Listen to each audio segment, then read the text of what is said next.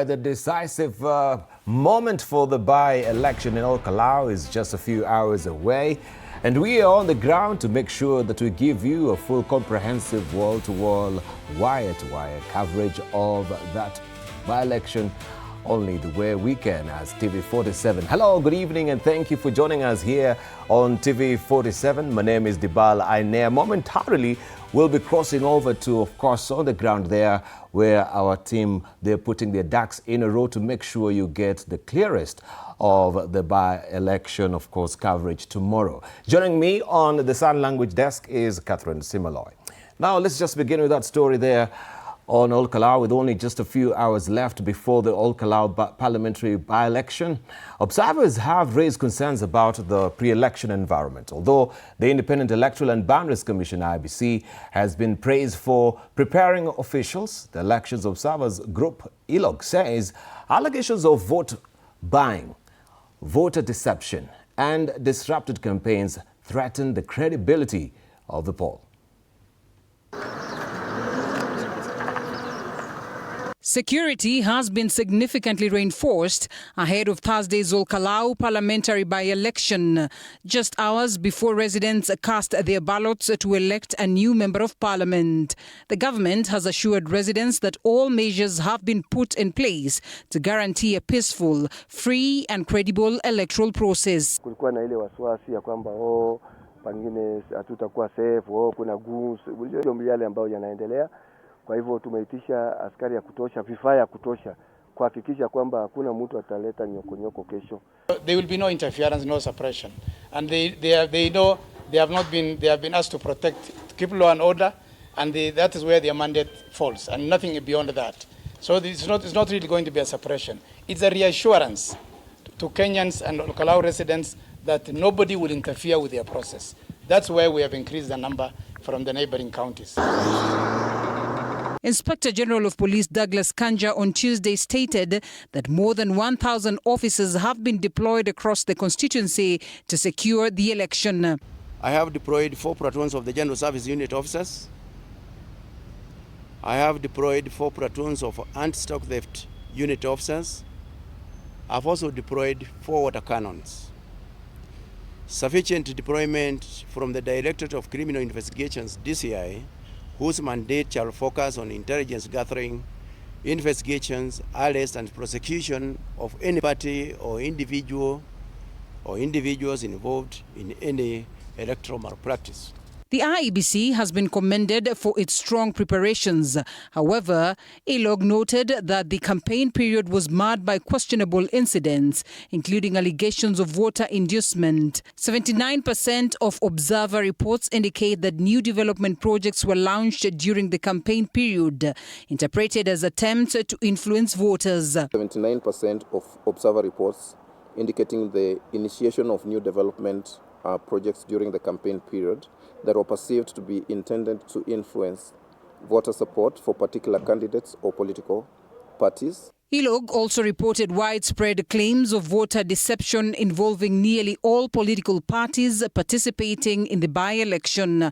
Financial inducements reportedly ranged from 200 shillings to more than 5,000 shillings, alongside items such as gas cylinders, mattresses, shoes and other household goods. One common practice involved distributing of 1,000 bob to groups of 3 people, locally referred to as 330 meetings.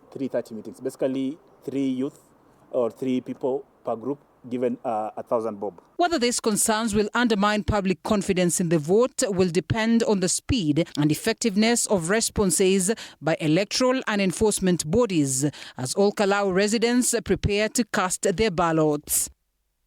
All right, we want to cross over, of course, to the epicenter itself, Olkalau, where we have our team led by Sydney Chizima there to just give us an update of what is currently happening on the ground. Of course, we know by Monday all campaigns halted as per the IBC's instructions. And we want to just hear from you. Sydney, good to see you. What are you learning this evening? Thank you very much, Debarl. What I'm learning is that there are a lot of complaints around the security deployment in Kalau, and we've seen what we can call, as at this point, that we've walked around, we've driven around Kalau town, and the heavy police presence is palpable. You can clearly see that there's a lot of vehicles, a lot of private vehicles laden with police officers. And this is a matter that has raised issues. I've seen from the stories right there that's just aired right now that there are complaints around the deployment of police officers. And DCP party leader Gashagua had intimated that around 2,000 police officers are in place in Kalau. We earlier spoke to various officers and commissioners from the IEBC who were just moving to assure the public that the presence of police officers is not in any way intended to deter voters from turning out tomorrow morning to exercise their constitutional right and vote in their next MP as they had planned. And if my producer can just play the bites from the officers and commissioners from the IEBC.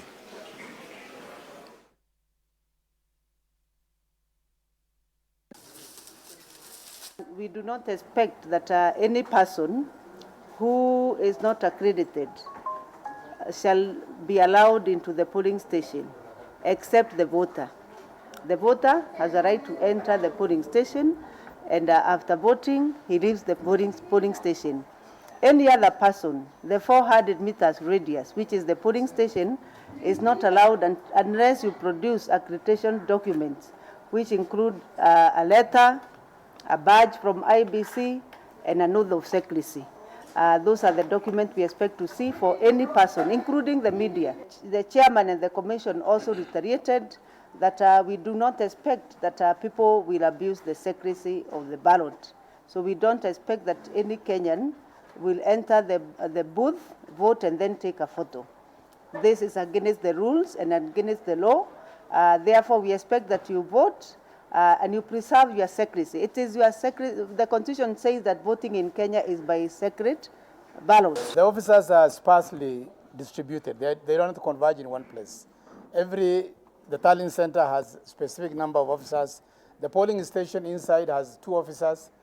The general area of the polling station also has officers on patrol, and therefore there will be no interference, no suppression. And they have been asked to protect, to keep law and order, and that is where their mandate falls, and nothing beyond that. So it's not really going to be a suppression. It's a reassurance to Kenyans and Kalau residents that nobody will interfere with their process. We have said no unmarked cars in this area.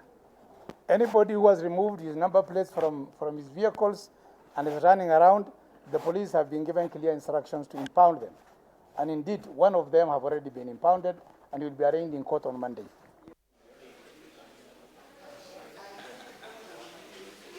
Well, we shall be here at around 6 a.m. tomorrow when the polls open for this hotly contested by-election, Debarl, just to gauge whether the statements from the IEBC commissioners hold water, that the police officers' presence here will not have deterred residents and voters from turning out in their large numbers to vote for their preferred leader come tomorrow.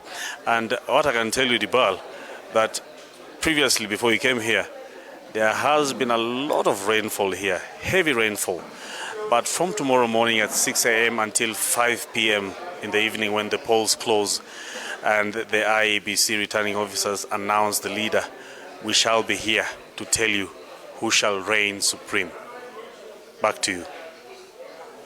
Indeed, yes, and we shall be putting details on that particular story with you, Sydney, there. You've just mentioned of the police deployment is around 2,000. I mean, that's a high figure there, and everyone is questioning, does it really inspire, of course, inspiration or instigate fear at the same time?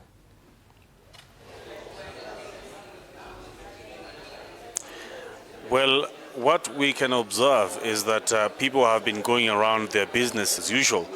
but the number of vehicles around Olkalau town has been a lot.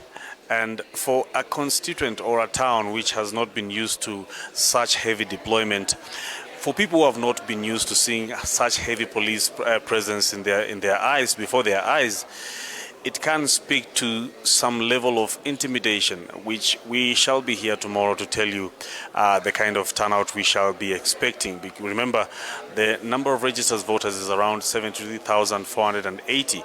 So gauging on the mood and the appearance and the turning out of voters, we shall gauge whether the deployment of police officers had affected this turnout positively or negatively. But as for now, we can tell you every mile or every centimeter you'll meet a police vehicle amongst private vehicles. Indeed, we shall be checking up with you, Sydney, early in the morning, of course, 6 o'clock on the nose. We shall be crossing over to Olkalau to get the full comprehensive coverage of the by-elections tomorrow. And, of course, analyzing whether that particular deployment of security officers, 1,200, 2,000 I should say, is the exact figure, and whether this really inspires confidence or fear at the same time. Now, tonight, former Deputy President and DCP party leader Rigathi Gashagua has claimed that Inspector General of Police Douglas Kanja has lost authority over security operations in Olkalau ahead of Thursday's by-election. In a letter to Kanja, Gashagua alleges that the Interior Cabinet Secretary Kipchumba Murkomen and Principal Secretary Raymond Omolo have been issuing instructions to deployed police officers. He further claims that the officers have been directed to interfere with Thursday's poll and ensure that UDA candidate Samuel Muchina emerges victorious. Apollo Kamau has more. As voters in Olkalau prepare to cast their ballots on Thursday under heavy police presence, former Deputy President and DCP party leader Rigathi Gashagua has claimed that Interior Cabinet Secretary Kipchumba Murkomen and Principal Secretary Raymond Omolo have taken over security operations in Olkalau, bypassing Inspector General of Police Douglas Kanja. In a letter to Kanja dated 15th July, written just hours before the mini poll, Gashagua states, and I quote, "Mr. IG Kanja, you seem not to get it. The command of the National Police Service has completely gone to Mr. Kipchumba Murkomen, Raymond Omolo, and rogue politicians allied to Mr. William Ruto." According to the letter, Gashagua claims the deployed police officers are receiving instructions from Murkomen and PS Omolo, alleging that they have been specifically sent to disrupt Thursday's voting exercise and ensure UDA candidate Samuel Muchina wins. Gashagua is now calling on the Inspector General of Police to immediately withdraw all plainclothes police officers who he claims were deployed by Murkomen to Olkalau.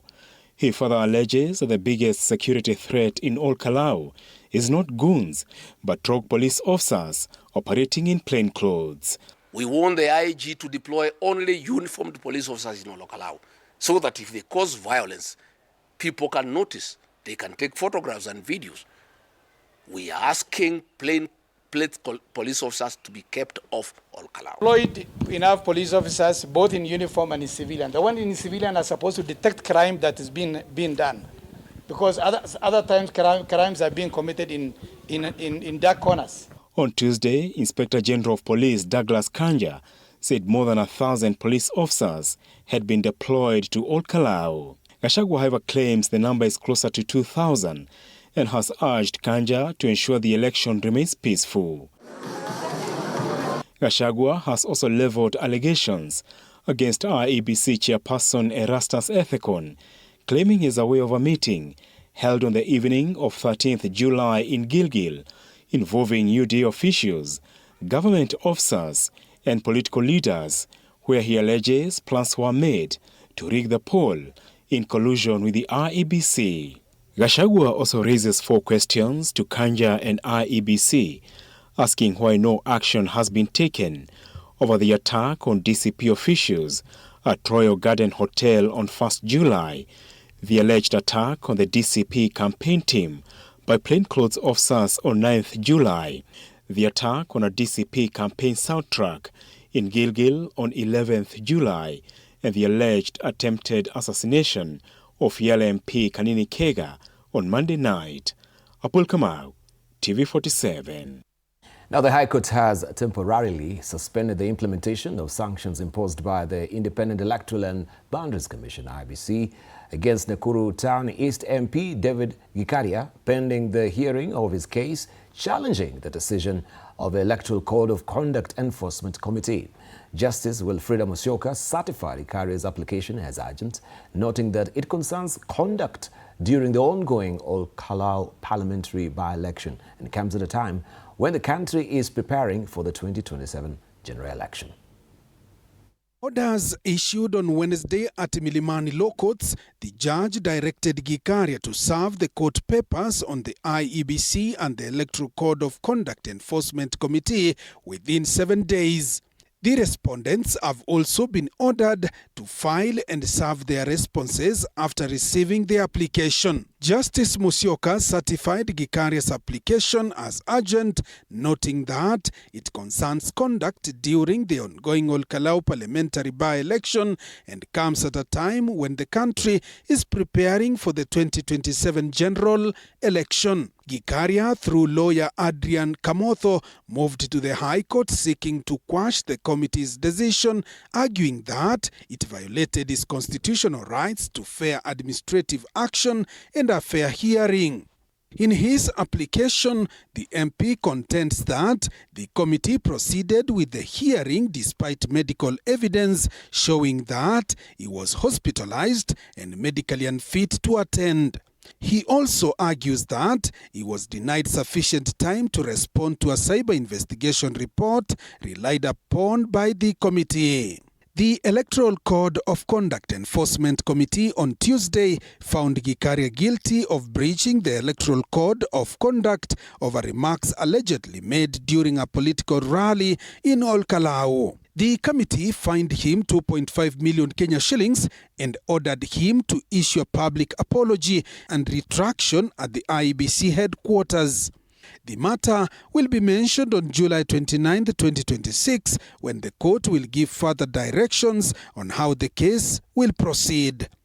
Joash Onsare, TV47, Nairobi.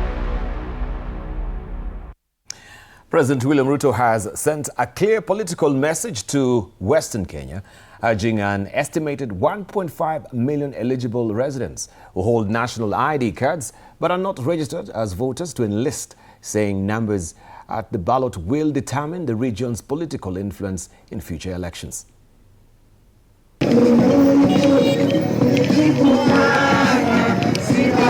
With the race towards the next general election slowly gaining momentum, President William Ruto has called for mass voter registration in Western Kenya, warning that the region's large number of unregistered eligible voters could undermine the country's democratic process. Unapiga sukuti na una kura. Unatusaidia na nini?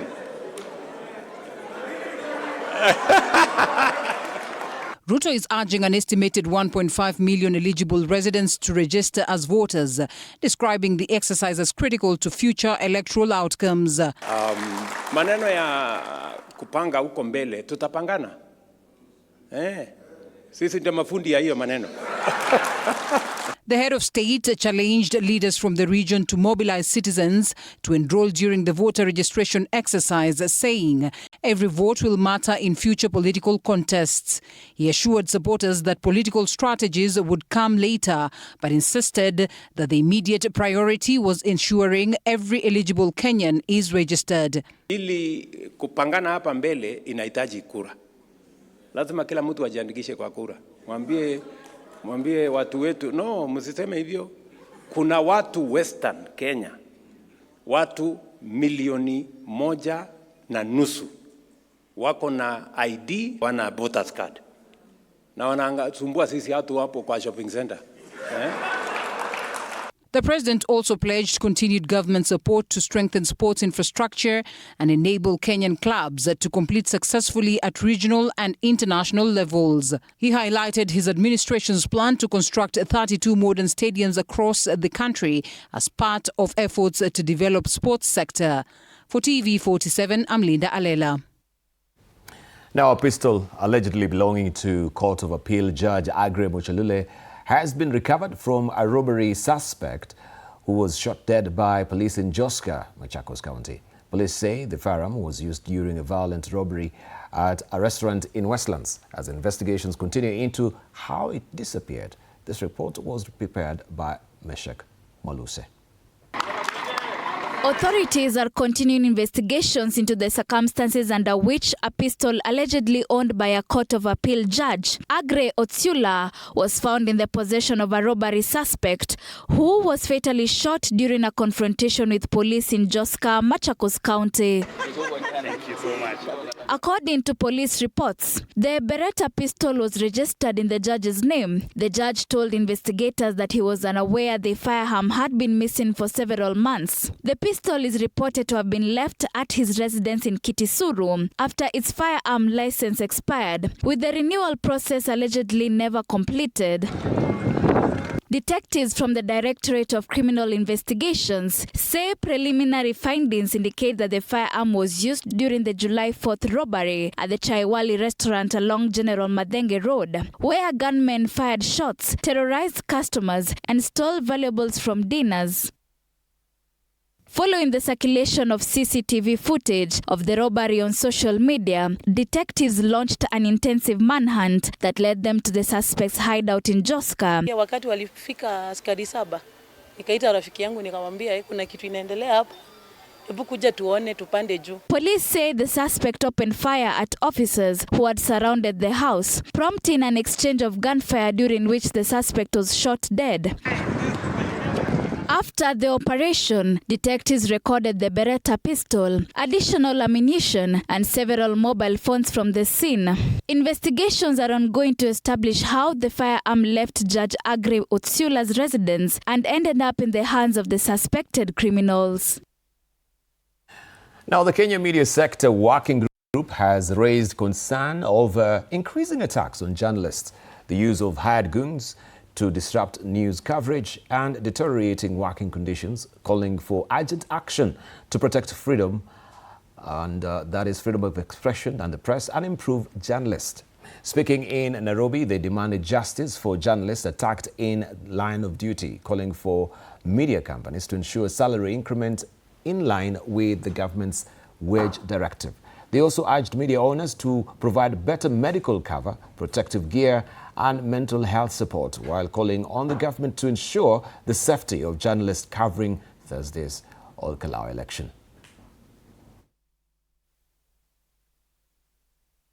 Wakati hao vijana wanapovamia watu katika mikutano za kisiasa, cha kwanza huwa wanavamia wanahabari, wanavunja kamera zao na recorder zao ili waanze kuficha ukweli.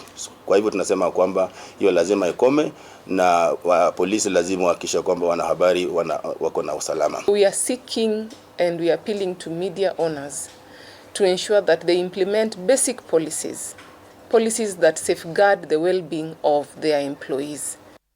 Let's turn now the crack to matters academia, where public universities are grappling with a funding shortfall of nearly 29 billion shillings, with TVET institutions also facing billions in unmet funding needs. Appearing before the National Assembly's Public Investment Committee on Governance and Education, Education Cabinet Secretary Julius Ogamba attributed the crisis to inadequate budget allocations. Adrian Kilemi has more. And only the chair can call me out of order, so relax. A 28.9 billion shilling funding gap in public universities and an almost 15 billion shilling shortfall in TVET scholarships have once again brought the financing of higher learning under sharp focus. What are the plans to assist or to encourage our TVETs to do income-generating projects that can earn whatever is given to them by the government to the institutions? Because they are doing technical trainings and they can use whatever training they are doing to earn something. Appearing before the National Assembly's Public Investments Committee on Governance and Education, Education Cabinet Secretary Julius Ogamba told the committee that public universities are operating with a significant funding deficit after the sector received far less than it required. If we can get boats for Kalau and mattresses and gas, some 2 billion to go to such places, surely we can get money to give these students. It has been a problem in the sector for a very long time that at whatever amount that we request, because of financial constraints, we do not get what is required. So therefore, there is always that shortfall. That is a problem that we are now tackling as a ministry to find out what can we do to ensure that this problem does not continue being a problem for us in the sector. Under the student-centered funding model, the ministry required 29.9 billion shillings but received only 18 billion, leaving a gap of nearly 12 billion shillings. Continuing students under the previous funding model faced a further 17.4 billion shilling shortfall.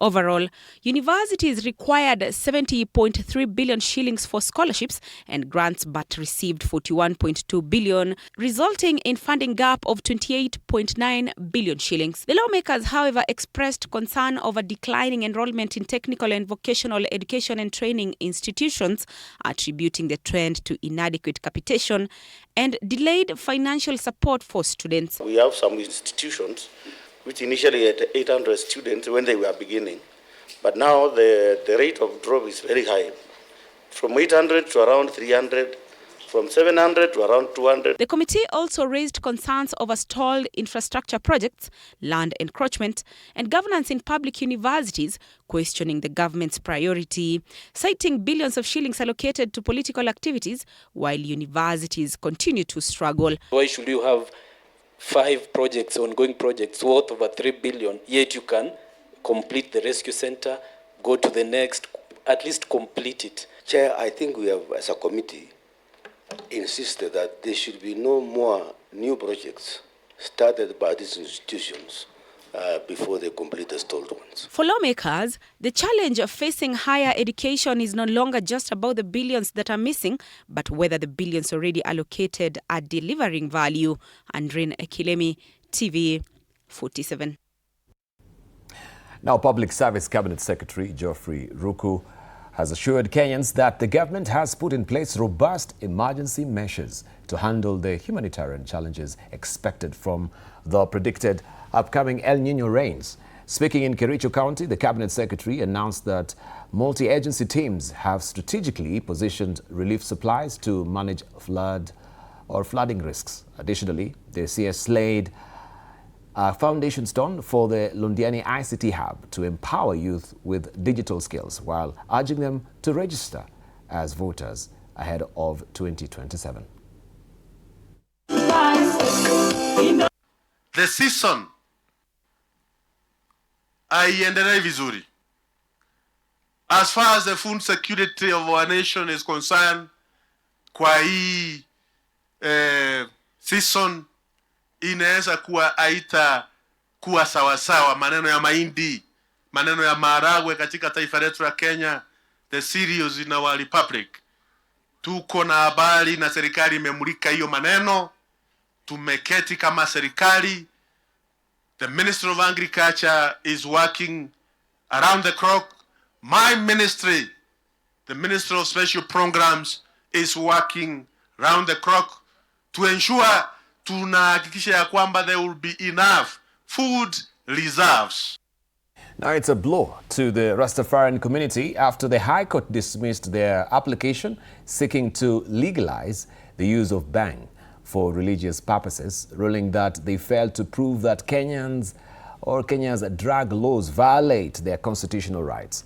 And as Joash Onsare now reports, Justice Mwamuye acknowledged the need for a broader national debate on cannabis policy. In a landmark judgment delivered on Wednesday, Justice Bahati Mwamuye held that the petitioners failed to discharge the burden of proving that the Narcotic Drugs and Psychotropic Substance Control Act violates their rights to freedom of religion, conscience, and belief as guaranteed under the Constitution. The court found that the petitioners did not provide sufficient evidence to demonstrate that the criminalization of cannabis substantially interferes with the practice of the Rastafarian faith or that the existing law is unconstitutional. Justice Mwamuye further ruled that Kenya's laws prohibiting the cultivation, possession and use of cannabis remain valid and enforceable. He noted that any exemption allowing religious use of cannabis would require clear constitutional and legal basis, which the petitioners failed to establish. Rastafari and Jah is not a Kenyan issue. It's a global issue. The ruling marks a significant setback for the Rastafarian community, whose members had asked the court to recognize the sacramental use of cannabis as an integral part of their religious practice and to exempt them from criminal liability. We shall be seeking that the President of the Court of Appeal empanels this matter with 7 judges. Our case has taken a long time. Justice delayed, Rasta. Justice denied. They are denying our rights, and we have a constitution, very progressive constitution on the planet. Following the judgment, the Narcotic Drugs and Psychotropic Substances Control Act remains fully in force, with no religious exemption granted for the use of cannabis. Members of the Rastafarian community will therefore continue to be subject to Kenya's existing drug laws. Joash Onsare, TV47, Nairobi. As Ebola cases in the Democratic Republic of Congo surge, hitting the 2011 mark, reports indicate that health workers attached to an Ebola quarantine facility in Ituri, DRC, have downed their tools, stating they have not been paid for the last 2 months. Elizabeth Atieno has more. The Ebola outbreak in the Democratic Republic of Congo has spread to 2 more provinces in the north, bringing the total number of affected provinces to 5. The outbreak has claimed 754 lives, while the World Health Organization says it is conducting between 30 and 40 safe and dignified burials every day. And as of today, 80% of new cases are outside our contact list and so are coming to us from unknown chains of transmission. Meanwhile, dozens of employees at Rwampara General Hospital in Ituri province, the epicenter of the outbreak, walked off the job on Monday. The striking workers include epidemiologists, case investigators, drivers, and grave diggers. While acknowledging their grievances, the World Health Organization says health services are continuing at the facility. What the health workers very graciously agreed to was to keep working until the issues are resolved. So we haven't seen a stoppage in health care being provided for patients. There are some disagreements around rates. Health workers say they continue to face major challenges, including hostility from some community members who believe Ebola is a form of witchcraft. So even the ones that have happened have all been sporadic events. Of course, they receive a lot of publicity and none of them should happen. But we will not solve this by increasing security around facilities. The major way we will solve this is by being open and transparent with the care being provided in these places. They also report that some bereaved families are ignoring safety protocols by holding traditional burial ceremonies. Most of these deaths are what we call community deaths. So they occur in the community. What happens when someone dies in the community? We take a swab before we offer the individual what we call a safe and dignified burial.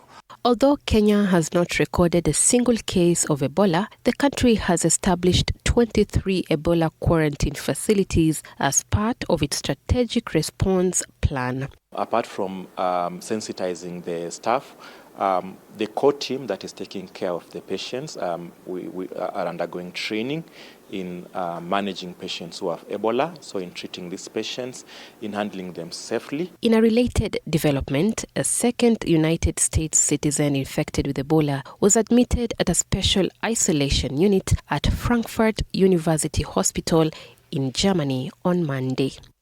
Elizabeth Atieno, TV47. Well, on that story by Elizabeth Atieno leads up to a station break right now. But let's see what we have fresh off the press in tomorrow's Star. This is what you'll be waking up to on the front page of the Star tomorrow. Why Olkalau vote is a litmus test for Ruto and Gashagua. Why Olkalau vote is a litmus test for Ruto and Gashagua is a splash. The story continues on page 4 and 5 of the publication. And Mount Kenya Kingpin polled to give indication of region's 2027 political mood. That is what we have as a flag there, and you can see a related picture. First off, former Deputy President Rigathi Gashagua. IBC officials inspect election materials to be distributed to polling stations across Olkalau constituency.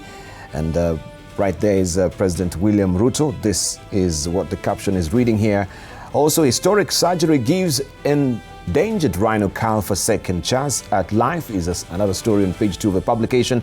Ogamba blames treasury delays and budget gaps for funding crisis in education. We just read about the story there, but it continues on page 6 of the publication. Scrolling up and looking at the teaser, also court dismisses Rastafarians' bid to legalize bang.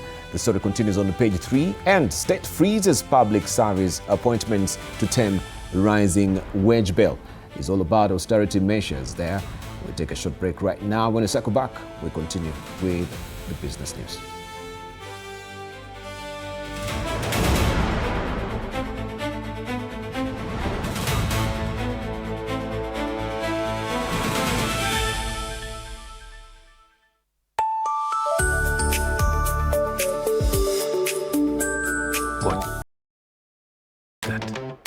Recently, it's been more of a mirror of my own ambition.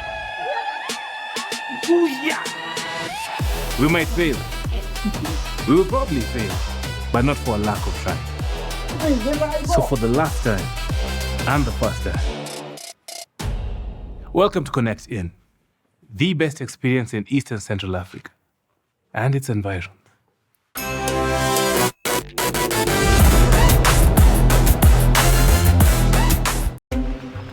This is a very serious place. I see that. Surely. Hey, Nyumba. This is the place. Just for a few days. Rule number 2. Kwani Google inajua maisha yangu wewe? That's my seat. It's a chair. It was hers. You have to be very careful. Fake money can kill business. Chief. Na leo mkorada yangu. Small money, kapesa kadogo, big behavior. I only have big notes. Alikuwa anatafuta courage. Yaani nafaje kutengeneza kachumbari na manyanya zinakaa hivi? Ona, hii ni kama kiwaru.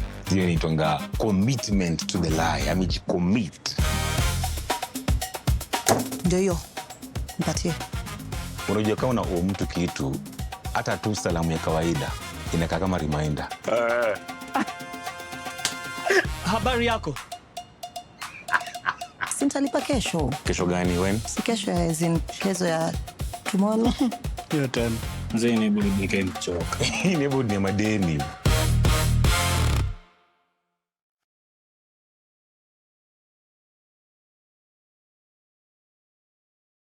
Tuesdays at 8:30 p.m. You have to be very careful. Fake money can kill business. Chief. Na leo mkorada yangu. Small money, kapesa kadogo, big behavior. I only have big notes. Alikuwa anatafuta courage. Yaani nafaje kutengeneza kachumbari na manyanya zinakaa hivi? Ona, hii ni kama kiwaru. Hiyo inaitwa commitment to the lie. Amejicommit. Ndio hiyo. Mpatie. Unajua kama una mtu kitu, hata tu salamu ya kawaida inakaa kama reminder. Habari yako? Sintalipa kesho. Kesho gani when? Si kesho kesho ya tomorrow. Hiyo tena. Mzee neighborhood nikenichoka. Neighborhood ni madeni. Tuesdays at 8:30 p.m. on TV47. Sundays at 8:30 p.m. Good morning. You have my rent? Leo jioni kama tutakuwa tumelipa rent, nauza hii simu yako. Hamna pesa. I need 3 G's to make my nails today. Sasa hivi natuhusu aje? Can I order now? Do you ship? Can I get blinking ones? Mimi nilikuwa na trade. Nimeekelea kitele yangu. Kitele yangu na trade. Nikikunywa maji. Oh my God. You left me. Nitumie ni line. Uko nje kuna wifi. Why? High five? Wait, so what do we call this dish again? I have no idea. The cucumbers are there specifically for my beauty routine. Tamulini kero umeka kwa beauty product. Na ameenda.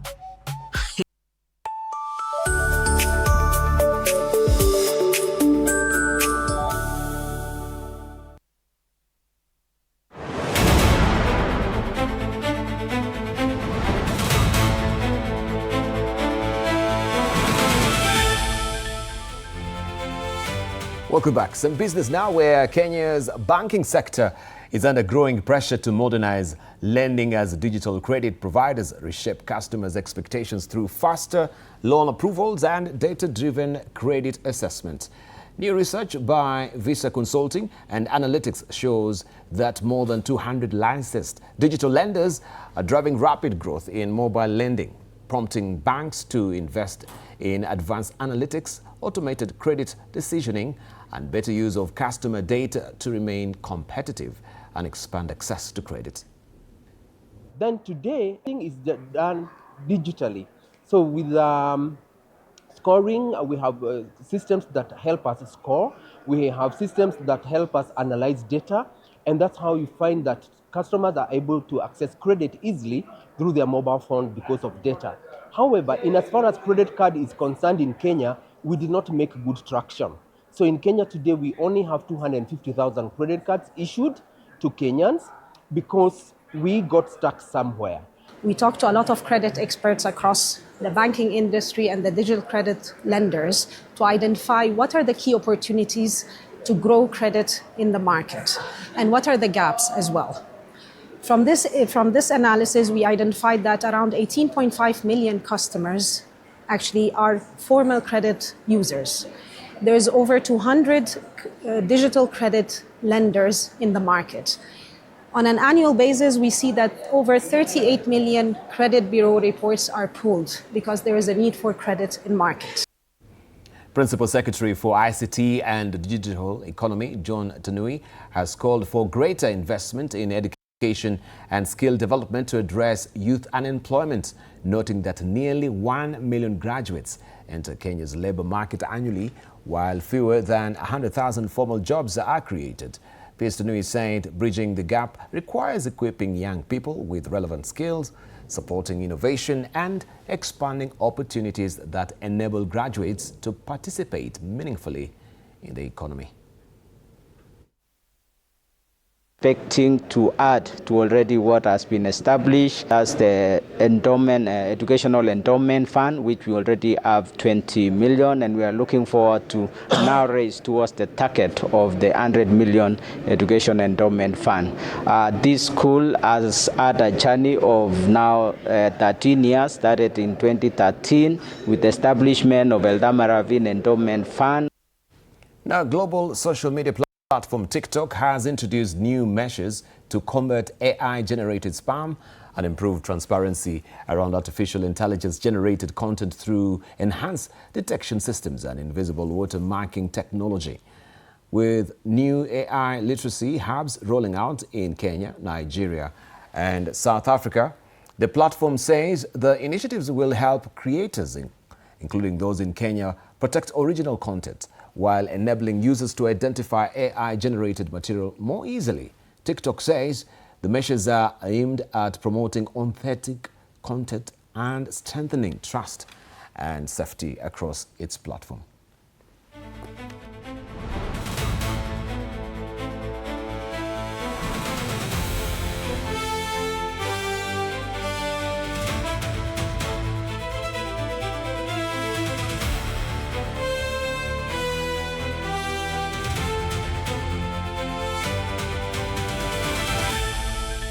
Kenya's foreign direct investment FDI inflows rose to $3.2 billion in the last year from $2.3 billion in 2024, reflecting growing investor confidence and sustained interest in the country's economy.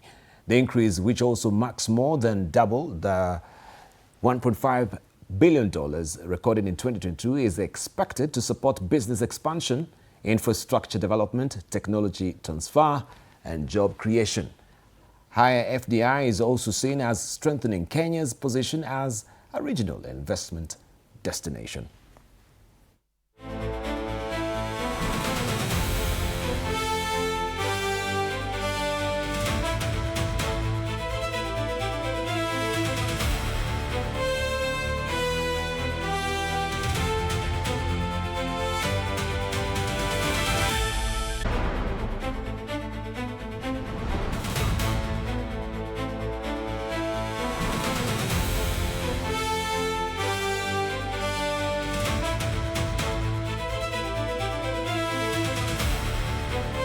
It has boosted Kenya's coffee sector by securing a new export market in Italy. Stakeholders in the agricultural sector witnessed the dispatch of the first of 20 containers destined for the port of Trieste in Italy, marking a significant step in expanding Kenya's coffee exports. Speaking during the flag-off event in Nairobi, the president of the Kenya National Chamber of Commerce and Industry, Dr. Eric Ruto, said the initiative will open access to high-value European markets for Kenyan coffee farmers and exporters. The coffee was sold at more than $9.5 per kilogram, equivalent to approximately 1,222.35 per kilogram, demonstrating the premium quality of strong global demand for Kenyan coffee. The government aims to increase annual coffee production from 50,000 metric tons to 150,000 metric tons by 2029. Officials say the expansion will boost farmers' incomes, increase the country's foreign exchange earnings, and strengthen Kenya's position in the international coffee trade. We have a target of producing 150,000 metric tons by 2028.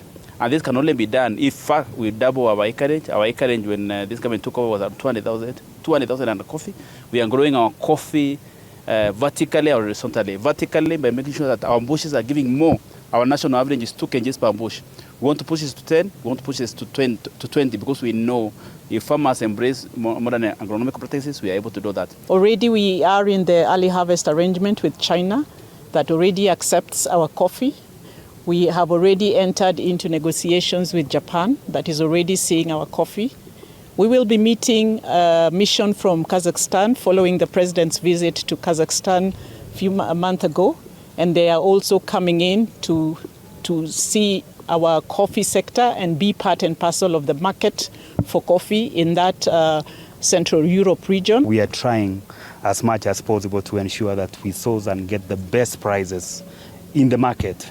And this is a representation, and also this actually is an indication that if you preach your story very well, because this coffee, the container which is here, it is not coffee we are selling, it is the story of the farmer. So the storytelling is key, even to the people who intend to be in the industry, the farmers. Ensure that you pitch your story very well. Now, Kenya Wine Agencies Limited has rewarded its first millionaire in the ongoing 35 million shillings from Imijipa na county promotion.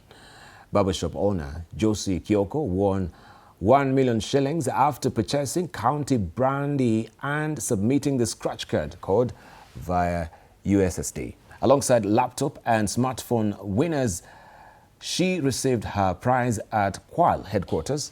The nationwide campaign, running until August, celebrates local entrepreneurs by offering daily airtime, weekly motorbikes and monthly grand prizes like pool tables to support consumer lifestyles and businesses. Hii pesa nita-expand biashara, itanisaidia sana. Kwa wale wenye wanaona ni scam, si scam, ni real. It's real. Nikanunua county, nikaenda nika scratch na nikashinda hii simu yenye nimeshika.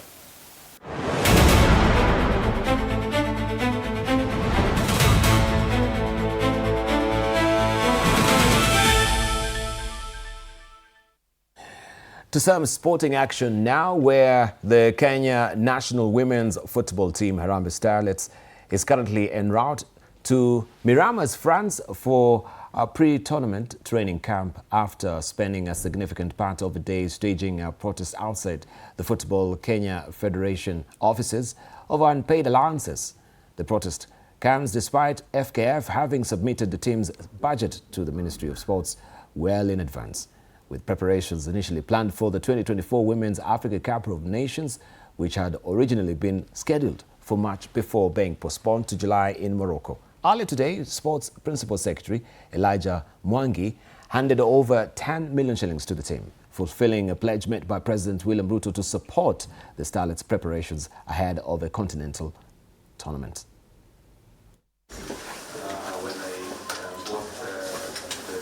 Sawa, wacha si tuende sasa tufanye kazi yetu. Walishafanya, sasa si wacha tuende tufanye yetu. Government wametenda kile wali promise na president pia ametenda. So ni sisi tuende huko pia si tu work hard. So wa Kenya watu wish all the best na mtuombe, bila nyinyi hatuwezi. As the State Department, we are responsible for implementing His Excellency directive. Of course, he has done his part. He promised the girls that they will be given 10 million for their facilitation, which, as they can confirm, the money has already been given to them. And of course, he also promised that we shall continue supporting them on the different stages as part of motivation. And we are working on agreeable figure for them, so that if they qualify to the finals, the way we treated our Harambee Stars during CHAN, they will also be treated, but on an agreeable formula.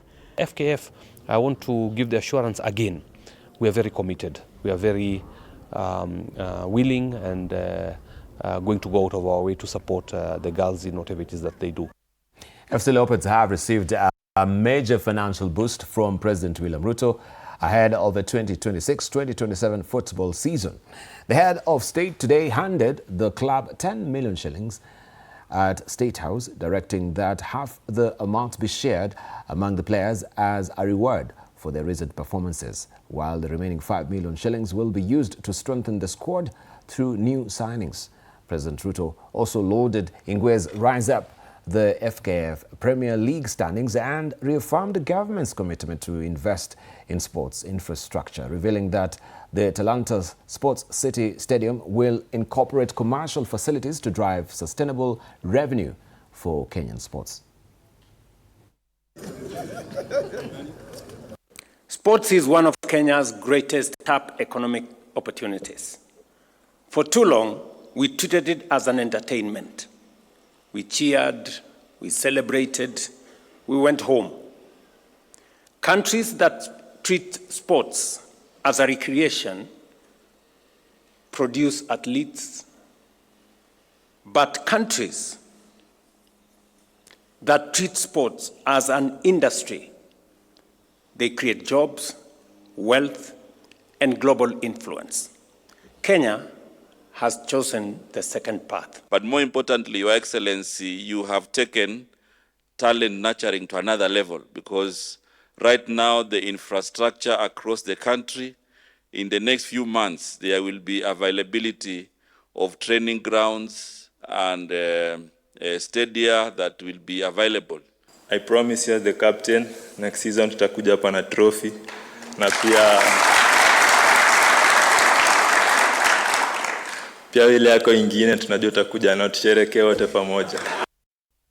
Now, Spanish fans filled the streets around Dallas in Arlington before erupting in. See the brand already. We won't entertain divas. No. I'm not dealing with a man child.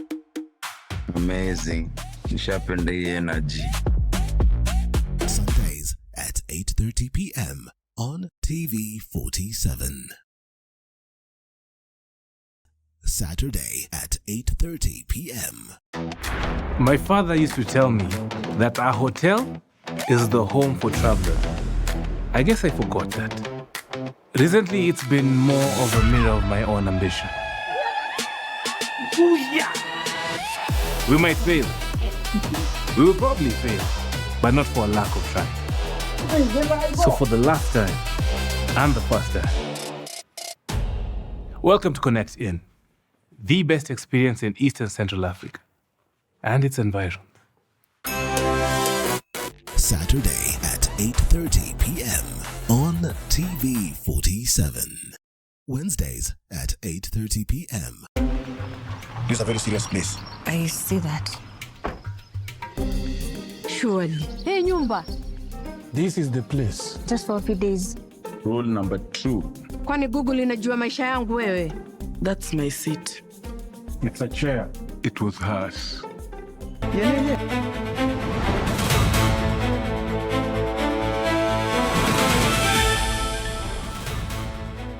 All right, and that's your sports. Of course, just to prime you as well that we have Argentina and England currently, of course, playing. So you want to also keep your eyes peeled there as well. And don't go away. We have also a conversation here just looking at the current lay of the land as far as politics is concerned with the panelists. We have also, this is British Elachi, already in studio with us, the Member of Parliament, Dagoretti North, who shall be joined as well by Dr. Fred Ogola, who is a presidential aspirant, and we shall be joined by Bernard Kitura as well, Member of Parliament, Nani Hills, momentarily after the break. Don't go away. Much more on the other side of the break.